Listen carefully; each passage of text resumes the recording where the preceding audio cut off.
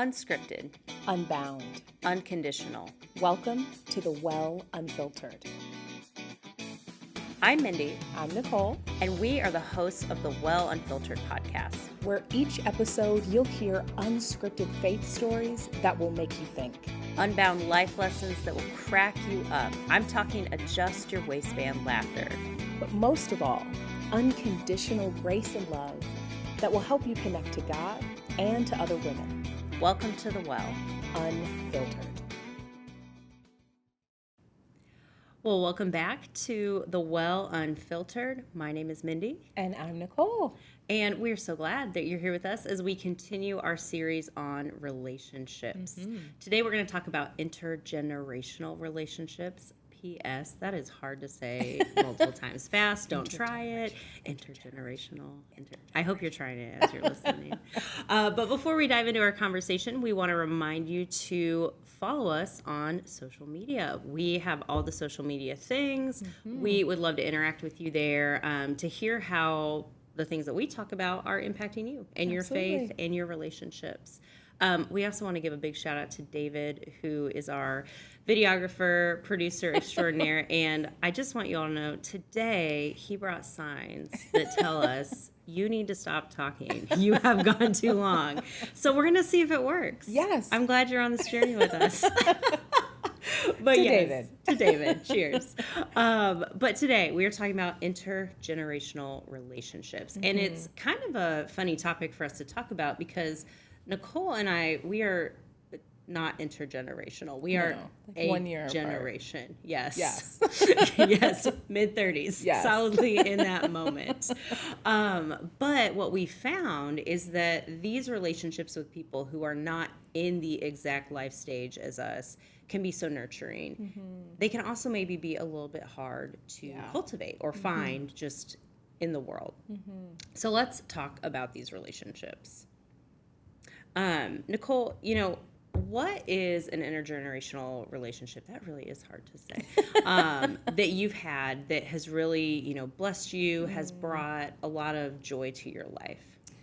Well, I'm actually going to combine, I think, maybe two of our relationships, the intergenerational, see that diction? Yeah, it was good. And the seasonal, because it wasn't one that lasted forever. Okay, see, we're the same generation. Yes, maybe this is we why are. this came up. But actually, when I was in, I think, third or fourth grade, I think it was my fourth grade teacher, Mrs. Mindie and Nicole, who entered me in a pageant without telling me. Do we have photos? Oh, yes, we do. We will and I add don't know those, how maybe. many like mid-'80s babies there are that grew up and wore my mother called them jogging suits, the kind that would like make noise. They switched. Oh, yes. And they had like the zipper and the color Yes. blocks. There was a I Love America through leisure wear section, and I definitely had a red, white, and blue jogging suit and a pose like this. Like it was pure 90s. But I digress. How did I get there in that jogging suit? I was newer to this school, and Mrs. Mindie and Nicole was my homeroom teacher. And I remember she told me, I've entered you in this because I think that you have the ability to stand up in front of people and command attention. And I was like, what? And I think that's where I discovered the power of someone who's older than you, or just of a different generation, speaking something into you. Their words carry weight that sometimes you don't always feel when you're experiencing something at the same time. And she saw something and called something out in me that I don't think I had yet fully discovered, embraced, or articulated on my own. And so and then just kind of kept up with me throughout middle school. And every time, I remember, seems so ridiculous now, being in the school spelling bee and Mrs. Mindie and Nicole like writing me out these cards to memorize in her like perfect handwriting. And like, these little kind of spots along the way of investing in my gifts and making me recognize them. And that was just such a blessing to me at a really young age. And now I feel like I command all the attention. And it was... She spoke it into She existence. did. And there are some horrible pictures that go along with that. There's also a repurposed bridesmaid's dress of my sister that I wore during the formal wear section. I mean, there's a lot that went into that experience. But I think I discovered the power of other people speaking into you and how that can help shape your perspective of yourself. I wonder if you had, and I mean now Mrs. Mendinueto and I are not best friends, so if you're out there, Mrs. Mendinueto. Oh, I hope you're listening. Of course you are. She's following us. What about you? What was that relationship for you? Yeah, so I think of someone at my church in Pasadena, Jamie. Okay. And she really was one of the first people that I connected with at that church. And it was kind of funny how we connected, because a little bit about my stories. I had moved from Chicago. I mean, I did a pit stop in Indy to get married, as you do. And then, I mean, I knew my husband. It wasn't like, this situation sounds really weird all of a sudden. Yes. But then we moved to California and, knew no one. I started interning this church. It was this whole thing. But the reason I mentioned Chicago is because I had done this Christian community development work while I was there. And there was a conference that I wanted to go to. Okay. And I found out through the church, oh, well, Jamie's the head of, at the time, it was like the Peace and Justice Committee. She wants to go too. So I really met her like before we got on a cross-country flight together. And she became just one of the biggest like supporters, encouragers, advocates for me as I was really stepping into this ministry journey. Navigating the first few years of marriage while in seminary, and then graduating seminary and getting pregnant.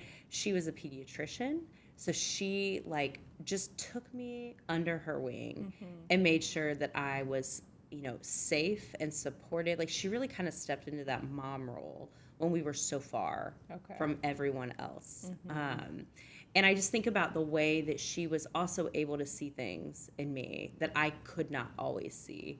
I remember she, as I was getting ready to leave to actually come here to Indy, she just like spoke these words over me about my ministry and my pastoring and my gifts.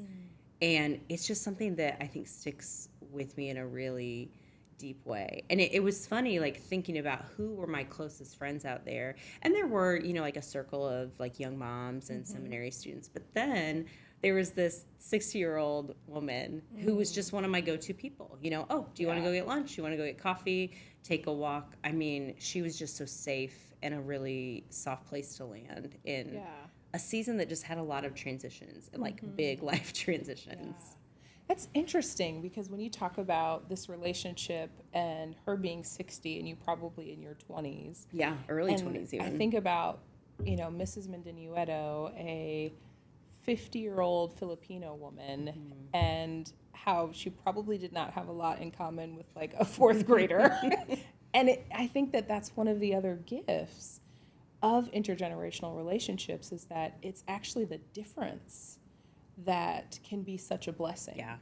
Whether it's a totally different life experience or different life stage, that can be such a blessing for you on the receiving end of those. I feel like it has always put things into perspective for me, especially and this one ought to have been true for your teacher because you were a child. Yes. But now I wonder, as you have children, and we're, again, both, I mean, our kids are the same age, we're both in the middle of all of it.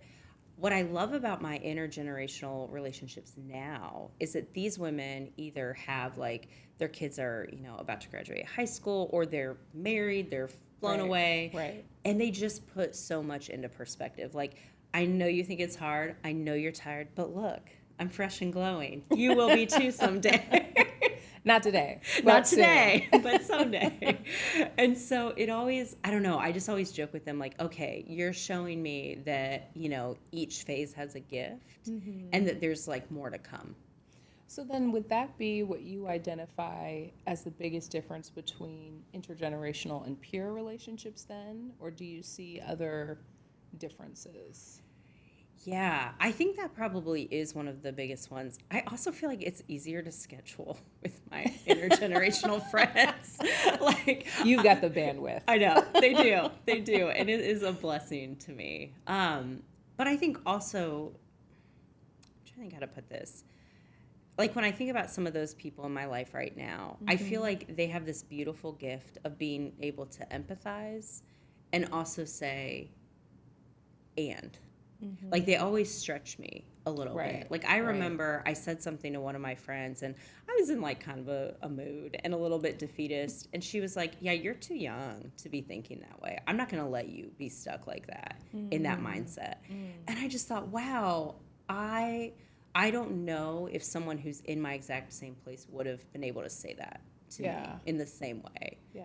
And it just like encouraged and inspired me and did kind of like kick me a little bit like, okay. Yeah. You can keep going. You're going to be fine. Yeah. I think that's so true because I think of my own peer relationships now, and there's that saying about you can only lead others based on your own level of leadership. And so there can sometimes be a leadership cap based on where you've progressed in your own leadership. And I think it can be similar with kind of age and wisdom and experience that your peers can provide a perspective because they're on this journey with you. But intergenerational relationships offer that hindsight, which is always 2020. Yes. And then I guess too, one of my biggest blessings in terms of intergenerational relationships, she always says, well, I've made that mistake already, so let me save you some time. And I love that saying. And that's one of the biggest blessings for me, that there's this, not only I'm going to share my experience or offer a different perspective, but a willingness to say, I'm going to share my failure. So maybe you don't have to experience that in quite the same way. Yes. And sometimes your peers can offer you that, but you're both mutually failing at the same time. You're like, we're just going down together. Exactly. So it's different. And I guess as I think about that, there's one other intergenerational. That should be a challenge. It should. Like you right now where you're sitting, I want you to say that 8 times and then see if you believe in yourself. Because I'm like slowly losing confidence in my ability to speak. But I'm thinking of this woman named Constance Days in Atlantic City.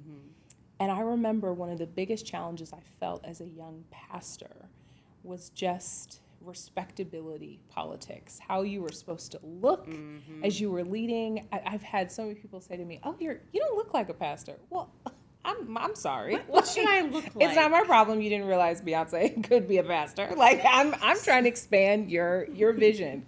And so, but I really didn't feel that way early in my ministry. I wore like flesh tone stockings. Oh yes, I was known to have slips. I still have slips sometimes. Cling is real. Well, these were just not cute. Okay. Like it was just these were all kind of hangovers from this is what a female pastor looks like. And I remember Mrs. Days, there was a revival at her church. I had preached the night before and passed out. That's another story. And then Javon was preaching the next night. And I'm sitting next to her. And she's wearing this like dress that's to her knees. And she has no stockings and like tights on. Or not tights on, sandals on. Like legs on full display. I said, oh, you're not wearing stockings. She's like, well, I like my legs too much. And I was like, what? We can do that? I didn't. She just kind of blew up the limitations that I had placed on women in ministry. And so that to me is also one of those gifts because they've lived longer and they've realized what risks are worth taking. It can inspire you to take those risks earlier and to live a less kind of limited life. And I would still be wearing those uncomfortable stockings right now. Like, were it not for somebody saying, you don't have to do that. You can make a different choice if you want to. Yeah. You know what else I think has been a cool gift from these relationships that we don't often talk about is when our relationships that have gone before us look back to us for wisdom. Okay. So I think sometimes when we talk about these relationships, we get into this like mentor mentee kind of thing, and we've talked a little bit about that on this podcast before. But when I found that these relationships really take root for me, it's when it's more mutual. And I think there's something really affirming about that. Yeah. Because you're like, oh wait, I have something to give to you, and you have something to give to me. Right. And that's a really cool gift. And I don't know that we often think about that with our intergenerational relationships. So if you're like in your 20s, you have something to offer. I guess I want to say that because it can be easy for us. And I know for me, even now I feel like I'm in this weird like middle space in my career. And I'm like, oh, there are younger people than me. Like I'm aging out of young adulthood. That's a different episode that we're not going to cover today. But I know that I have felt like, well, if I show up to this space, I can only show up as a receiver. But I guess I want to encourage, like, no matter where you are on that spectrum of age or experience, you have something to offer. And I think all of us benefit from being in those intergenerational spaces.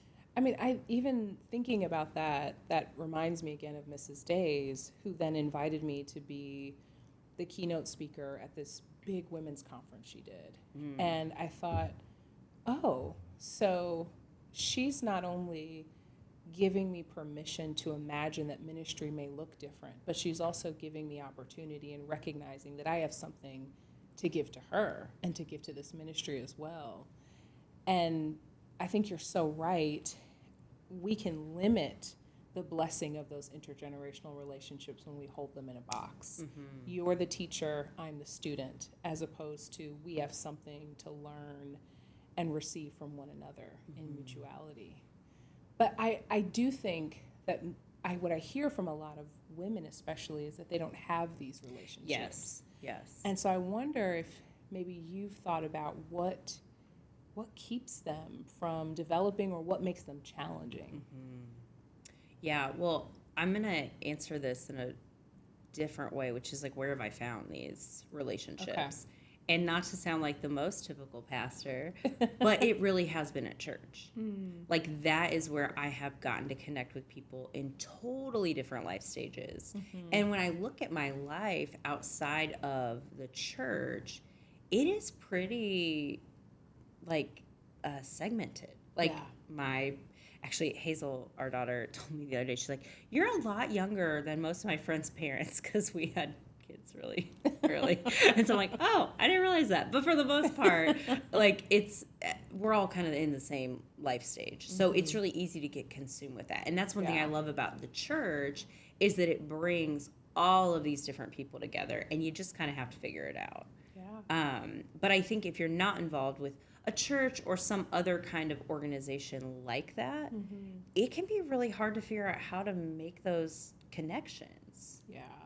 I think I do agree that the church can be that place where those relationships can be fostered.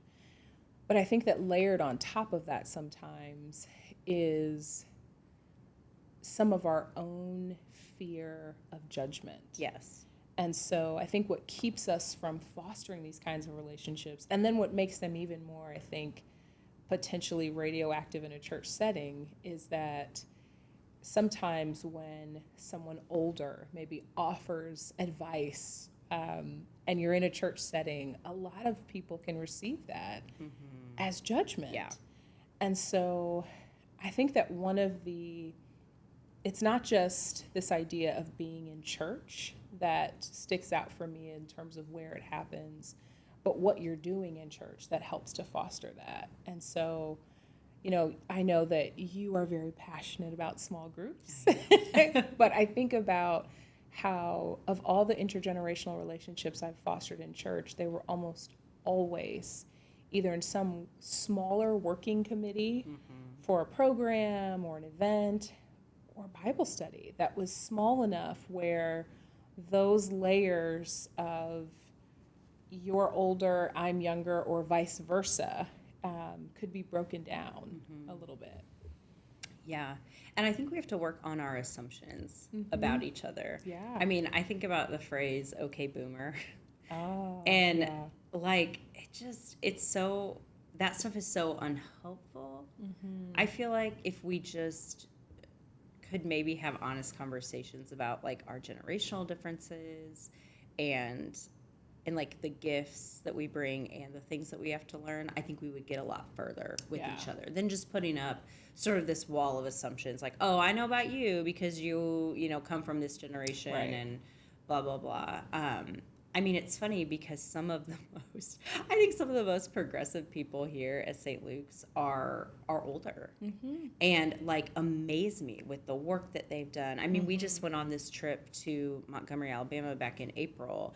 And some of the people on that trip actually did things in the civil rights movement. Right. And I'm just looking at them and I'm in awe of them. It's like, okay, I've made a Facebook post. Like, I mean, it's just, there's so much goodness and richness there that I think we can miss if we just decide, well, I'm probably not going to connect with you. Yeah. And so that has been the blessing to me. Right.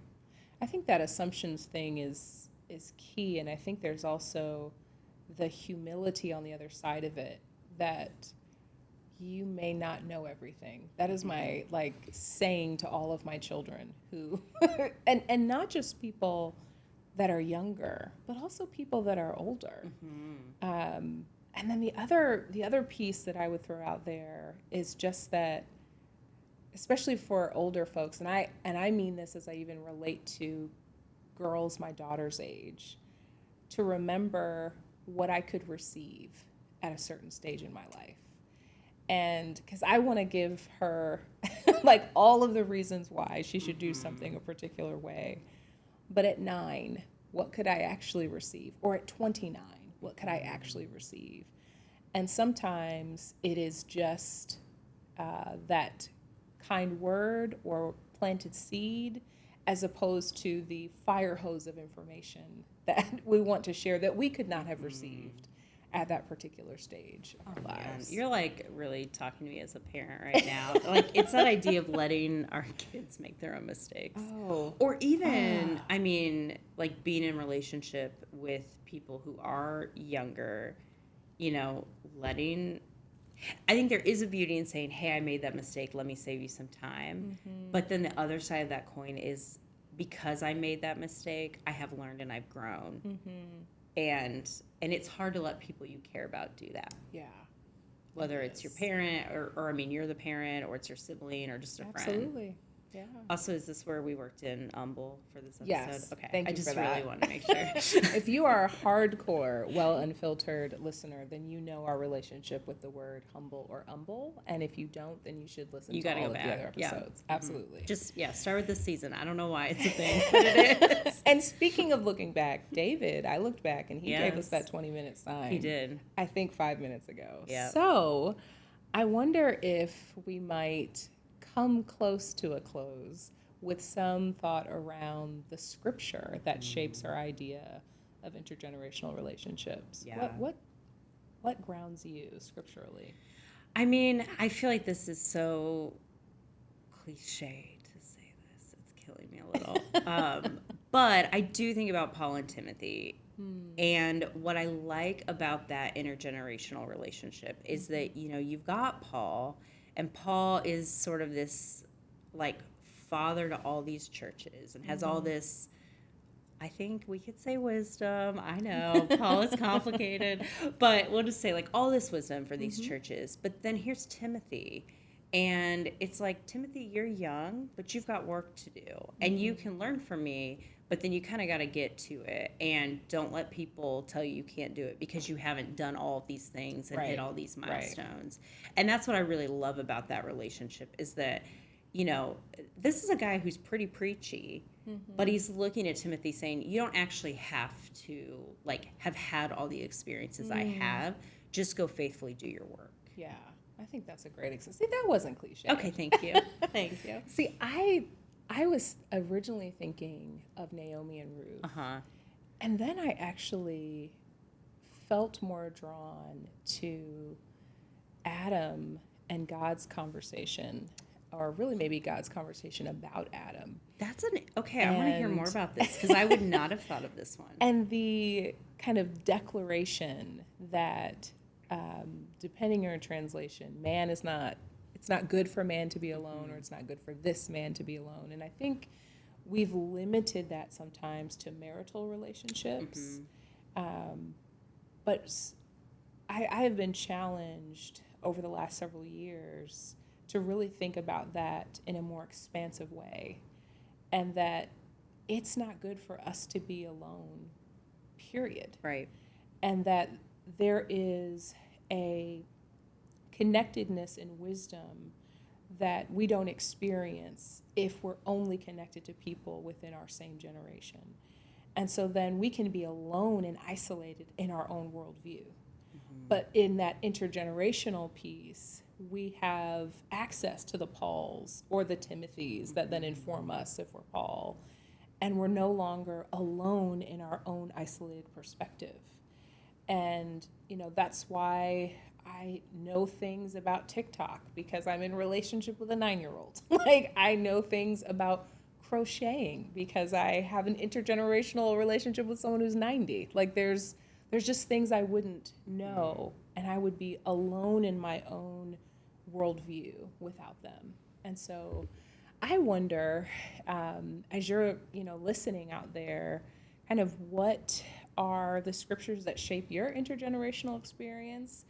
Maybe they are also from unexpected places in Scripture, or maybe from an expected place, but with a new way of looking at it.